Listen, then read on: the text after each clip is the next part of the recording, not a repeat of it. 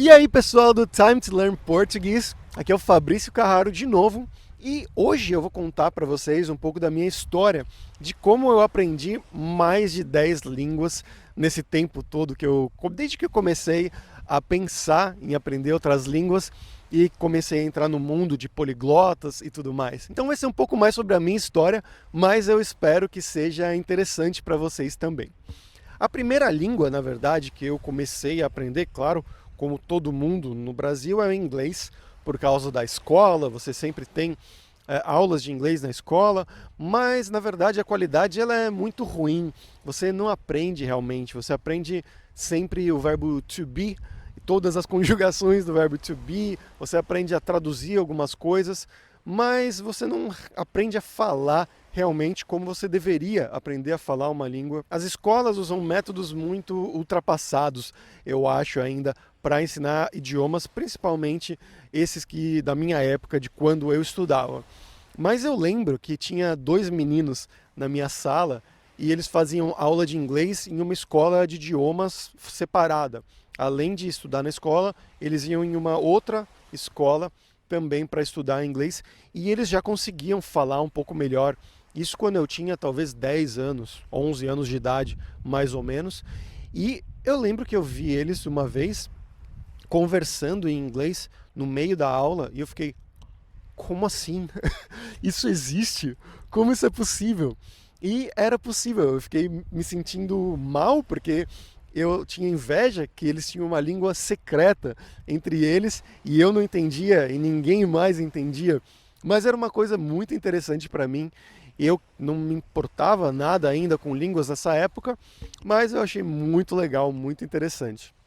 Mas na verdade, a língua que realmente me fez bater o meu coração um pouco mais forte foi italiano, por causa da minha família. A minha família é italiana, eu cresci sempre indo na casa da minha nonna, a minha avó, lá no Brasil, quando ela fazia espaguete, ela fazia polenta, cozinhava para a família inteira e sempre me ensinava algumas palavrinhas em italiano que ela aprendeu porque ela cresceu em uma colônia italiana lá no Brasil.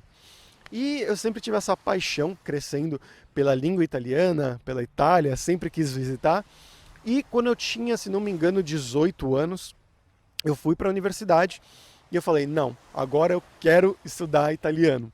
Mas na universidade era muito difícil, porque a preferência era sempre dos alunos de linguística, dos alunos de filologia, de letras, e eu estudava engenharia da computação. Então eu nunca teria preferência para entrar no primeiro curso. Se eu já tivesse conhecimento, seria mais fácil entrar no segundo curso, um nível mais avançado, porque tinha mais vagas, muitas pessoas desistiam. Mas no primeiro curso, o primeiro nível, era muito difícil, era quase impossível. Então por isso eu decidi fazer um curso de italiano por fora. Eu fui lá na minha cidade, que se chama Santo André, onde eu cresci no Brasil. Eu fui lá fazer um curso de italiano durante as férias da minha universidade. Então eu fiquei todos os dias, de segunda a sexta-feira, 5 horas por dia, estudando italiano, num curso intensivo, em uma escola de italiano com mais 8 pessoas, mais 9 pessoas, se não me engano, e todos os dias, durante um mês, fazendo esse intensivo, para tentar chegar e ir na minha universidade já num próximo nível, num nível um pouco mais avançado, onde eu teria mais chance de conseguir entrar nessa vaga e eu consegui. Foi isso que aconteceu. Eu aprendi italiano, me apaixonei mais ainda pela língua e aí eu pude, por causa disso, fazer uma prova e entrar no segundo nível de italiano lá na minha universidade. E aí eu fiz todos os níveis, estudei junto com um professor, com a professora lá da universidade. E foi muito legal, porque eu já comecei a ler livros em italiano, comecei a ver filmes em italiano. E depois eu fui vendo outros idiomas. Eu vi que eu gostava de aprender idiomas em geral, não só o italiano, não só o inglês, que nessa época eu já falava inglês muito melhor, mas também em geral eu gostava de falar idiomas. E aí o próximo idioma, a próxima língua que eu fui aprender foi o russo, porque nessa época da universidade eu morava em uma casa de estudantes com mais 5 estudantes E um amigo meu, que também morava lá comigo, ele comprou um livro de russo. E ele falou: Fabrício, eu sei que você gosta de línguas estrangeiras, gosta de idiomas, você não quer estudar junto comigo? Então a gente pode se ajudar a estudar russo juntos e tudo mais. Eu falei: claro, por que não? Vamos tentar. E depois de 3 meses, 2 meses, ele desistiu. E eu continuei estudando, estudando, estudando. Gostei muito do russo, eu gosto muito da história do mundo. Então tinha essa parte da Revolução Russa, da Guerra Fria, Segunda Guerra Mundial, que era sempre muito interessante para mim. E agora, estudando russo, eu tinha um contato um pouco mais próximo com essa cultura da Rússia. Mas o russo, diferente daquilo, eu comecei a estudar sozinho. Eu não fui para nenhum curso primeiro. Eu comecei a estudar sozinho o russo e cheguei num nível bem legal, bem interessante, mesmo sozinho. E foi aí que eu comecei a desenvolver as minhas técnicas, os meus métodos de estudo de outras línguas. Então eu comecei o italiano, tive o inglês, aí eu comecei agora realmente com o russo, que foi a primeira língua que eu comecei mesmo sozinho, autodidata, a estudar. Mas foi aí que eu entrei no mundo dos poliglotas, por causa do russo. Eu comecei a ver vídeos na internet, entrei em um fórum de pessoas poliglotas que falam muitas línguas, que gostam de estudar muitas línguas por hobby mesmo. E eu tive contato com um vídeo de um italiano, que ele falava, se não me engano, 8 línguas, 7 ou 8 línguas nessa época. E um dia, por acaso, eu estava no YouTube e eu vi o vídeo desse italiano falando 8 línguas. Meu Deus, isso existe? Eu não podia entender, não podia conceber que isso pudesse existir. Uma pessoa falando bem tantos idiomas, tantas línguas. E eu falei: meu Deus, eu quero fazer isso, eu quero ser igual esse cara.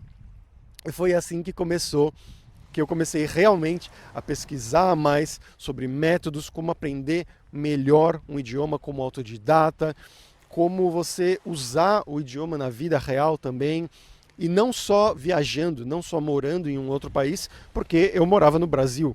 Eu não tinha possibilidade nenhuma de viajar para outros países, para morar pelo menos em outros países ainda, mas online eu conseguia fazer muitas coisas, como nesses fóruns que eu comentei, como no YouTube, como fazendo aulas online, conhecendo pessoas, conhecendo amigos online. E eu vou dividir a minha história com mais algumas línguas aqui, que foi, por exemplo, o polonês. Foi uma língua que eu comecei a estudar por acaso. Eu já falava russo bem nessa época, e um amigo meu, brasileiro, ele estava morando na Polônia, e ele falou: Fabrício, você tem que aprender polonês, é uma língua difícil, mas vale a pena, porque as pessoas são legais, e é um bom desafio para você estudar uma outra língua parecida com o russo, mas mais difícil do que o russo. E eu falei: não, até parece, não preciso estudar polonês, eu não conheço ninguém da Polônia. E era verdade, era a minha situação naquela época. Mas aí eu fui para uma dessas conferências de poliglotas, que tem muita gente que se encontra, muitas pessoas fazendo palestras, falando sobre os melhores métodos, etc. E você conhece muitas pessoas, você faz muitos amigos nessas conferências. E nessa conferência, que aconteceu em Berlim, eu fiz muitos amigos de outros países e também incluindo aí da Polônia. Eu falei: legal, gostei muito. E depois eu fui para a Polônia, onde esse meu amigo brasileiro estava morando, eu fui visitar ele na Polônia. E aí gostei muito da Polônia, gostei muito da comida, da língua, das pessoas. Então quando eu voltei para casa, eu falei: ok, então agora eu vou começar a estudar a sério realmente o polonês. E aí eu comecei a estudar, e foi aí que até que eu conheci uma menina, uma amiga minha, num desses aplicativos de troca de idiomas, que você, por exemplo, ela queria aprender português, eu queria aprender polonês, então você vai trocando idiomas. E foi uma amizade que eu fiz num desses aplicativos, que a gente começou a conversar quase todos os dias, falar sobre como era a vida no Brasil, a vida na Polônia, trocar ideias, mas ela queria aprender português, mas não tanto. E eu queria aprender polonês muito. Então a gente falava a maioria do tempo em polonês, e por causa dela, por causa disso, que a gente se escrevia praticamente todos os dias em polonês, ela me corrigia quando eu falava alguma coisa errada, principalmente escrevendo, o meu polonês ficou muito melhor.